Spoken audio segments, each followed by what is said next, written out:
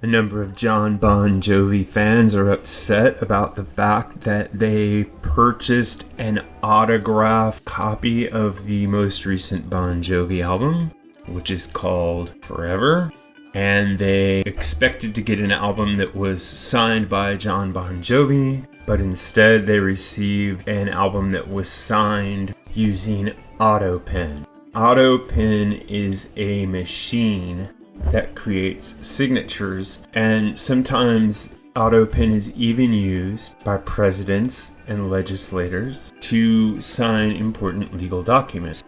That fact aside, according to an article at the Daily Mail, fans are taking to social media accusing Bon Jovi of deceiving them by marketing the album as an autographed CD, but sending out a CD that was signed by AutoPen.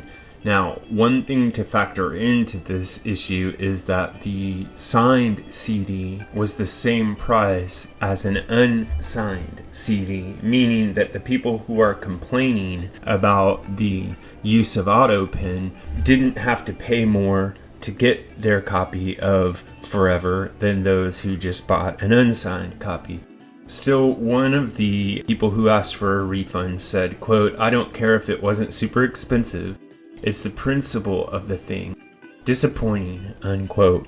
So here I want to make just a couple of quick comments. The first one is that I seriously doubt this marketing misstep has anything to do with John Bon Jovi himself or anyone in the creative side of the band. This to me sounds purely like a marketing maneuver that somebody came up with and not a particularly good one. Now, why is it not a good idea? Well, if you're going to offer people a signed copy of a CD and it's the same price as an unsigned copy of the CD, by that very fact, you're basically asking people to buy the signed copy because they want the autograph. It has nothing to do with the music. They want the autograph if they have their choice of the two and they cost the same. So if you're going to give them an autograph and then it turns out to be an auto-generated signature, of course they're going to be upset because the only thing they were interested in was getting the signature in the first place. So what you should have done is either just make all of the units signed or went through the actual process of having Bon Jovi sign some of the CDs. I'm sure he would have been interested in doing so because he's so extremely passionate about his legacy and his connection with Bon Jovi's fan. Which brings me to my second and more important point, which is that this incident shows how important fan outreach really is. And this is something that I've been stressing over and over in my recent videos.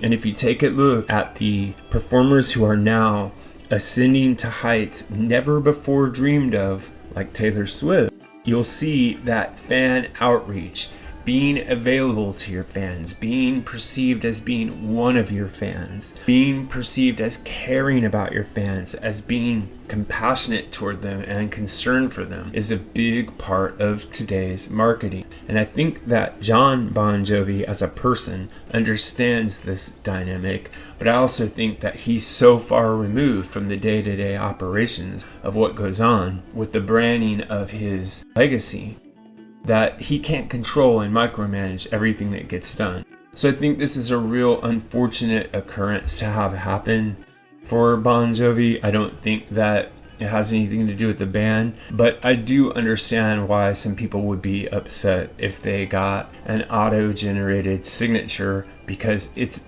basically valueless. They could have just printed the John Bon Jovi signature on all of the CD labels. At any rate, I'd love to know what you think about this issue, and if you were a fan who had paid for one of these CDs, even though it doesn't cost any more than the unsigned CD, would you have felt slighted in finding out that AutoPen was used to create your John Bon Jovi signature?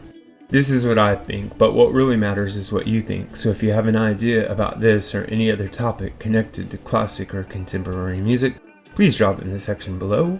And remember to like and subscribe Also check out the join button that's available now. If you become a member of the channel, you'll gain access to a whole bunch of members-only videos, members-only badges, members-only polls, and other cool perks you'll see when you click the button. Also, you can use the link below to go to the Buy Me a Coffee site and leave a donation. Every little bit helps this channel stay strong. Thanks so much.